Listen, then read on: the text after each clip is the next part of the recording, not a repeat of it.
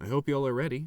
I'm doing the audiobook for my book, Contingency, and I'm going to do it all in one take, so we'll see how that goes.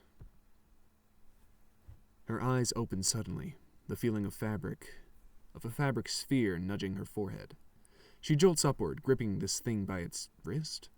Ow, ow, ow, ow, let me down! The little hooded figure says, thrashing about in the air.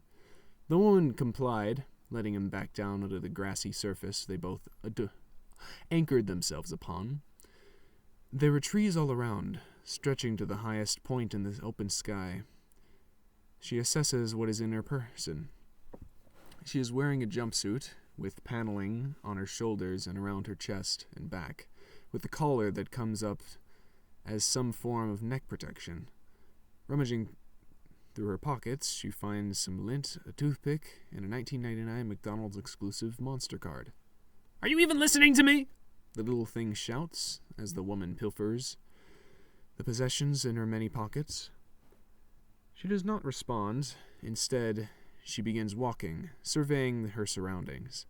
The little thing is still jumping by her side, trying to get her attention for some reason, to no avail.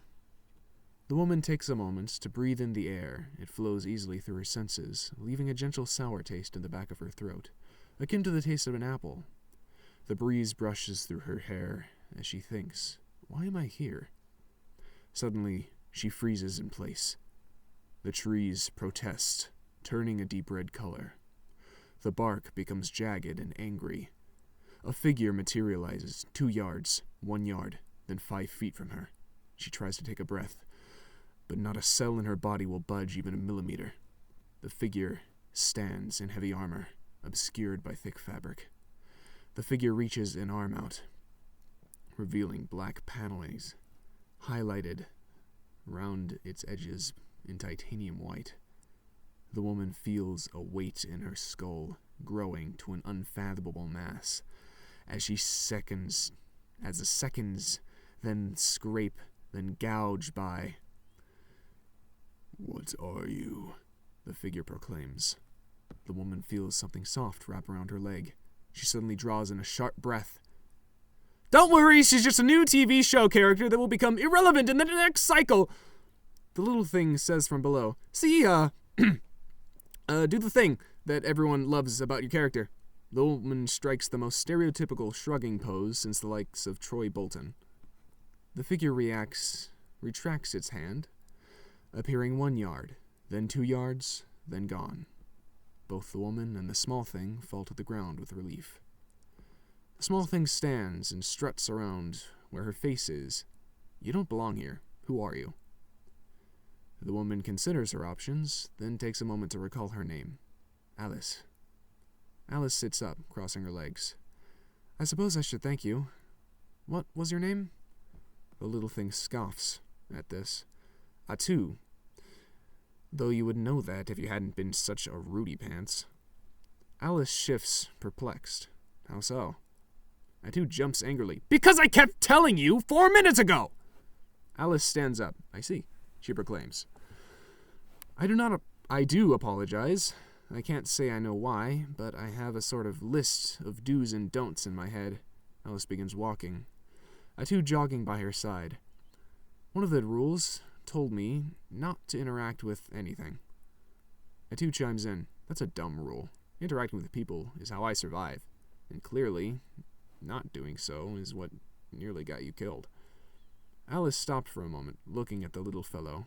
Atu, his freakishly large, beady cartoon eyes unblinking. I think it's a better idea to stick with you for now.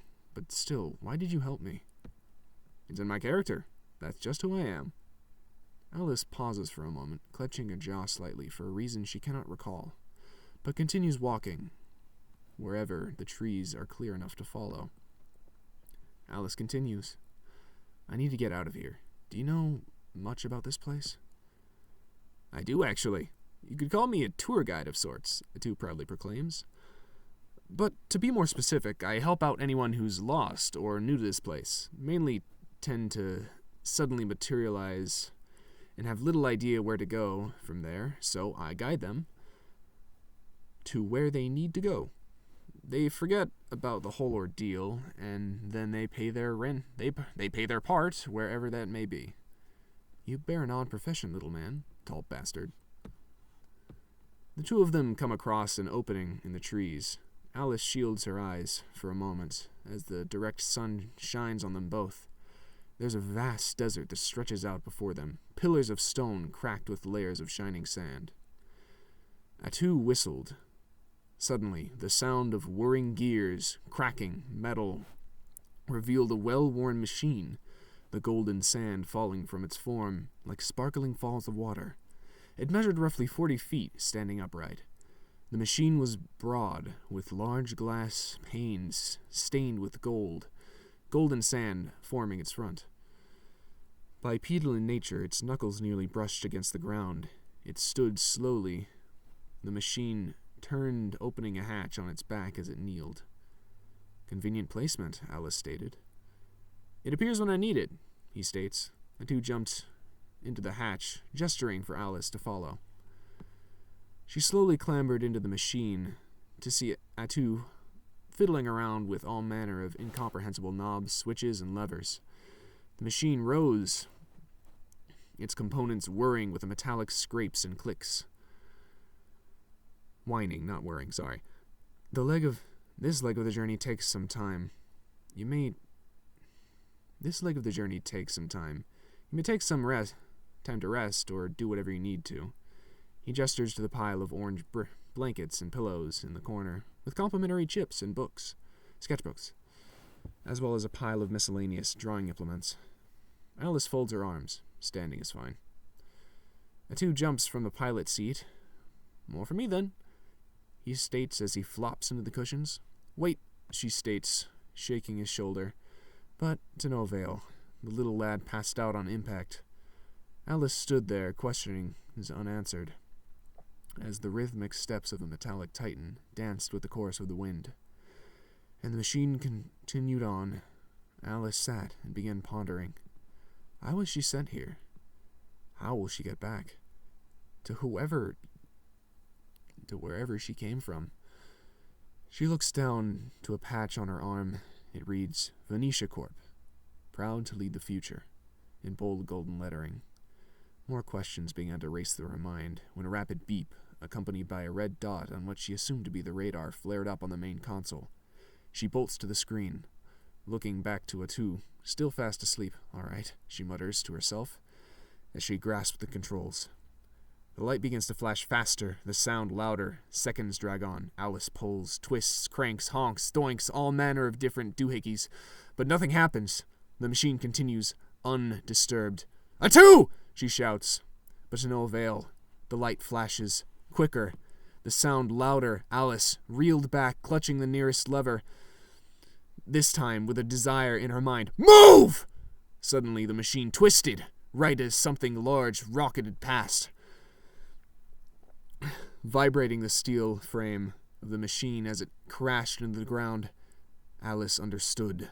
With intention in each movement, she guided the machine to a wide stance, arms lifted in a proper guard. The anomalous craft stood, red lights showing forth from a cloud of dust, its body twisting unnaturally as it echoed mechanical gibberish akin to the corrupted recording. Its body composed of twisted cables mimicking muscles that peeked from joints of large armored panels. It stood there, observing her.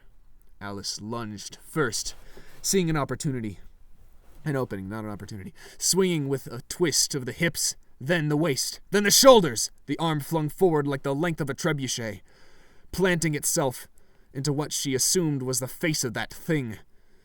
The machine shuddered under the impact as the beast reeled back with massive strides. Correcting itself, the beast leaned forward. Alice blocked low, when suddenly the beast reeled its spine upwards, cracking skyward. With unnatural speed, the beast brought down its great mass of arms. Alice could only partially bring hers up before the roof of the machine was bent inwards, its great structure digging into the sand below, erupting in a cloud around them. Alice takes this opportunity and lunges backwards. As it began to roll end over end, the cockpit toppled, with miscellaneous goods chaotically flying about. Alice then digs the hands on the machine into the sand. Hold on, I'm going to fix a grammatical error. And she slides backwards, coming to a stop. Many unlabeled schematics flash in protest, but Alice's focus is unbroken. The beast leaps down, unmarred. Alice knows that this is a losing battle, but there is little other option. That thing can easily catch up, no matter how fast this rusty thing could clamber. So she digs her feet in, leaning forward. Her heart races. She charges once more. I will not die here. She takes massive strides forward. I will not die here. Again, the strides, this time crying out, I will not die here! Something catches her eye, deep in the coils of the beast. She fires forth the great hand of the machine, plunging it deep into the beast's chest. A mechanical screech echoes through the golden sands. Alice pulled back, ripping the glassy orb from its chest, cables dangling from attachment points along its sides. And with a mechanical whine and an immense crunch, the screeching fell silent, and the red light fell dark. Sweating bullets, Alice fell back in her chair, the adrenaline fading from her blood. Suddenly, she remembered the little fellow, Atu, and rushed to the corner where she last saw him. He was nowhere. Frantically, she dug through the chaos of random goods, eventually finding him laying motionless under an orange blanket. She tried to check his pulse, but couldn't find a neck or any real veins to check for blood flow. Frantically, she shook him awake, making a cartoonish cowbell jingle sound effect. He stood for a moment before flopping back onto the ground, asleep. Alice sighed a deep sigh and carried him back to the corner where he first lay. She then sits back in the pilot's seat, turning the machine back to its original course, somehow only through wanting to continue. But in the distance, standing in their path, she sees a golden armored figure, the same gold as the sand, only solid and with form. The figure just stands there, observing. She stops the machine, readying for a fight, only for a distant figure's helm to show a blinking light within its visor, disappearing with a shockwave. Alice instinctively guards, only to be met with silence. The sun begins to rise, reflecting off the golden sand and awakening Alice from her slumber. She raises from her slumber in a slumps position in the chair, before she sees the border of the great desert and the entrance to a new land. She couldn't get much sleep with the events of last night, still fresh on her mind. However, fatigue eventually overtook her. She looks back to see Atu with a cup of hot chocolate just standing in the center of the room. She stands from her chair, walking over. Her shadow looms over his wee form. He looks up with those same beady eyes, like he'd done nothing wrong. Atu presents her a cup of Joe, hot chocolate. Good morning. Alice scoffs, taking the offering, returning to the chair at the front of the machine, only turned around, looking at Atu, still just standing in the middle of the room. Why was I able to control this thing? You seem to have figured it out. But how? For most people in this place, interacting with the world is a basic concept of physics and reality. You, however, appear to be from elsewhere. Therefore, you have a say. Be specific. If you believe something is possible, it is. Alice flexes her hand, attempting to do something. Why can't I do it now? You can hardly believe it. Alice lowers her hand, the sun still shining on their backs as the machine comes to a stop and twists around to let them out. As they step onto the soil, Atu stops, turning to look at Alice. I haven't been entirely honest with you, Alice. I've gathered that much, but I can't say I've ever caught ill will from you. Am I wrong? No. But there is a reason you are here. Do you see the great black orb in the distance?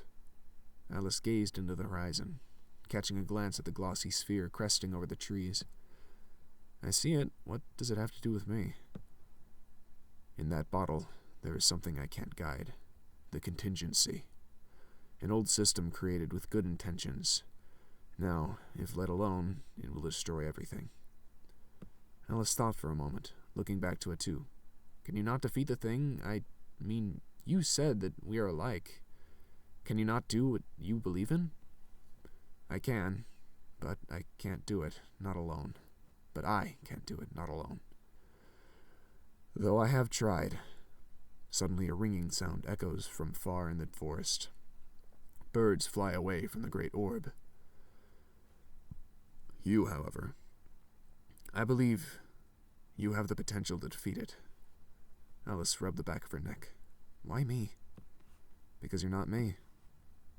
Alice looked towards the orb in the horizon once again, took a breath, and stepped forward, Atu following beside.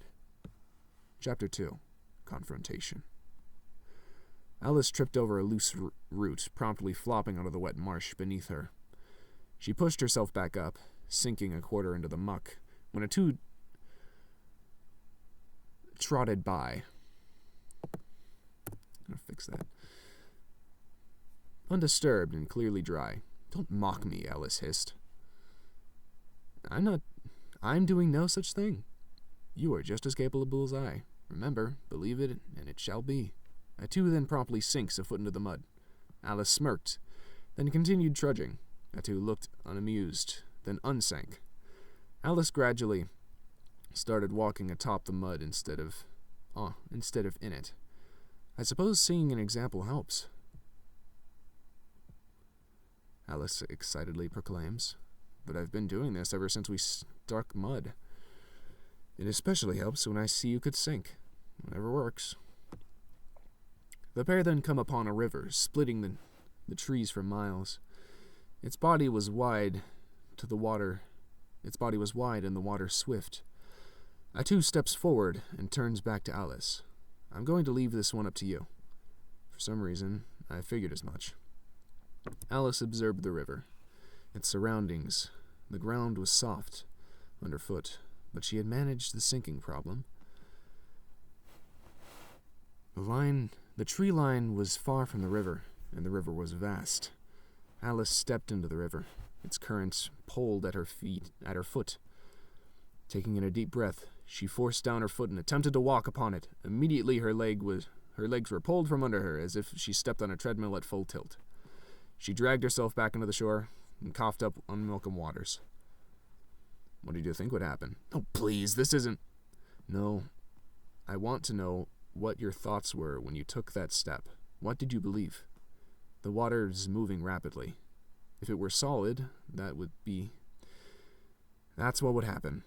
I suppose I wanted to see if I could outrun it. Then change your focus. You're thinking about if you could walk on the moving water. Get creative. Alice looked down at the water rushing past. Then she walked back into the woods. Atu sat expectantly at the riverside. As he sat, he saw a tree began growing to an immense height. And as he did, it slumped down as if it were rubber. Atu stared confused, until the tree snapped up, carrying Alice with it. She flew over the river and crashed into the woods below. She stood up celebrating her survival, and looked down to see Atu standing behind her.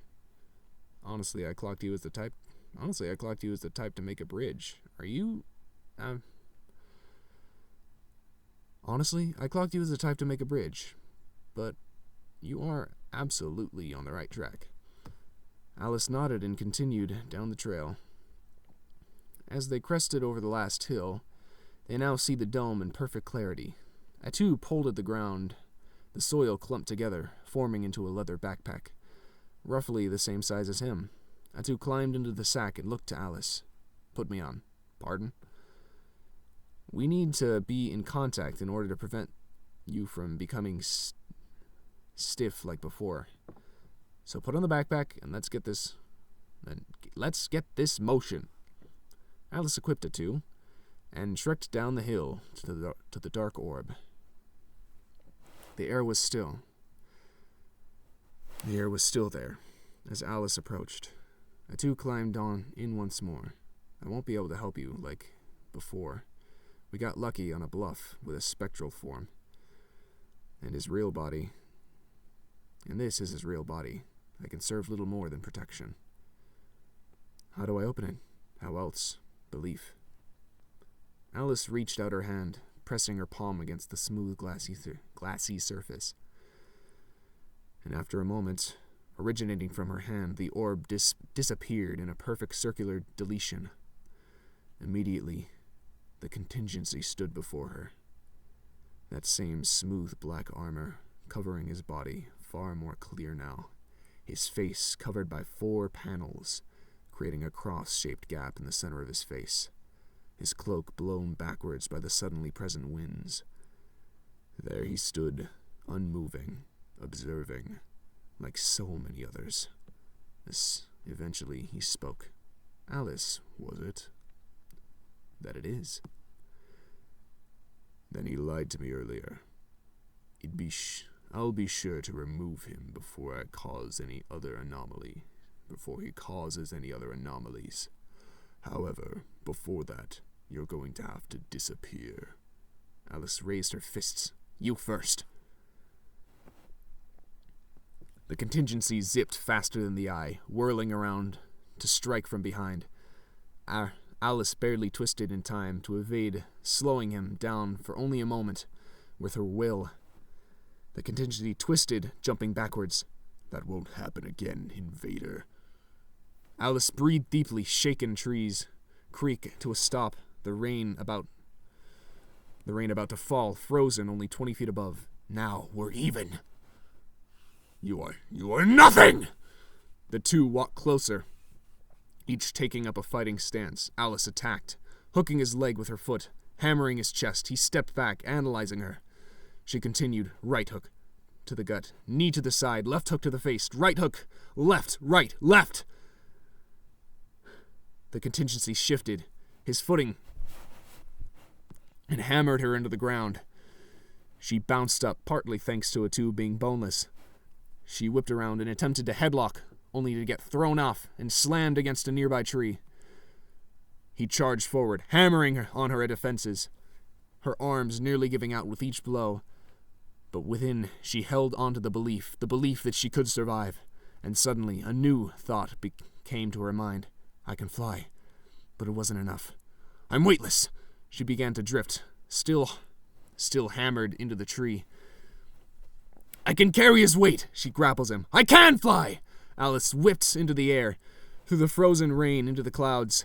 The two rolled through the rain, through the sky, each attempting to get the upper hand, until Alice proclaimed, I need that robot! She returns to the regular speed. The clouds suddenly parted above. The force of a falling house-sized machine. Parted above by the force of a falling house-sized machine. Alice flips the contingency above her, nearly evading the machine's weight. The contingency is thrust into the earth by its immense weight and beastly menace. Machine. And of the beastly machine.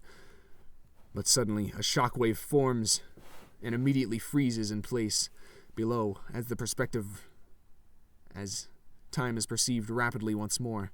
The contingency grapples Alice by the throat and screeches upwards through the sky, and the soil disappearing beneath them. Beneath the clouds. As Alice frees herself, the two meet eyes, waiting for the other to act. Then, in that moment, Alice remembers something, or rather, she recognizes something about the contingency. Why are you so hell-bent on destruction of this place? Because it is my duty. No matter what. If I don't destroy it, this place will become a catalyst for far greater destruction. This place was once so great. I mustn't let it down. And what if it was wrong? So be it. The contingency charged, attempting to grapple Alice. She grabbed his wrists. And when she did this, he paused. Alice looked at him. Alice looked him square in the face as she spoke. You don't have to do this to yourself. It's noble that you want to protect those around you, but this is not a fair price. You're not protecting others from your warmth, from your wrath, or your theoretically rotten deeds. You're just tearing yourself apart. And in truth, that is what hurts the one you love.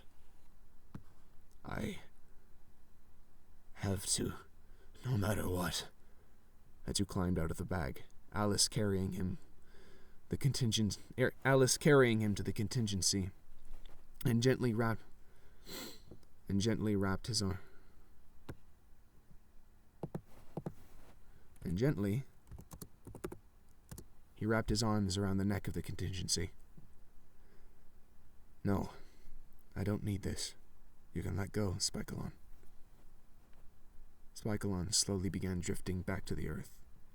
His cloak became a brilliant titanium white. Alice followed, slowly drifting through the clouds, emerging to see the sun show its beams through the gaps beginning to form in the clouds. Its warmth radiated throughout the landscape. Finally, the three of them landed, Spikelon falling back, sitting on the wreckage of the machine. I can finally see the sun, Spikelon stated as he leaned back. Atsu replied, I'm glad. Atsu turned to Alice. Thank you for helping me. I needed someone to show me that I could be loved, so I could follow their example. I'm glad I could help. Atsu walked to Alice, a bit coy. I suppose it's time for you to go. Alice grabbed Atsu and wrapped him in an embrace, then releases. It was a pleasure to meet you. You too. As Alice says this, he places his ball hand on her forehead and a strike of light beams through her mind. Alice wakes on a fitted medical bed. The psyche node pulling away from the back of her head. All was clear again. Her name was Alice Venetia, ex-military and lead engineer at the Venetia Corp. And her little experiment had gone rogue. She was attempting to bridge her mind with that of a synthetic one in order to test the safety of human clients. Professor! Professor! Serena. The new hire is banging on the door. Hold on one moment, child. Serena leaned forward, pulling herself off the fitted medbed. She slid open the locked door to the sight of the disheveled colleague. Oh, thank goodness you're okay. Don't tell me you were testing experimental psychic technology alone. Alice evades eye contact. Nonsense. I was just taking a nap. Yeesh, you're really overworking yourself, woman. You're not at the age where you can skip sleep anymore. Watch it. I didn't mean it, Serena mutters. Of course not. Alice looks past her coworker to the door labeled Patient A. She walks to the status panel beside it. It reads stable and shows signs of rapid improvement. For some reason, she felt more responsible than usual for this. Alice smiled, for she could finally go home. The end. I might re-record this, but I started a bunch. Thank you for listening. If you use the audiobook version of Contingency, written and not illustrated. I don't know if I'll illustrate this. I might. I really like this story. But by Arthur Paulin. Thank you. And good night. I'm going to bed now.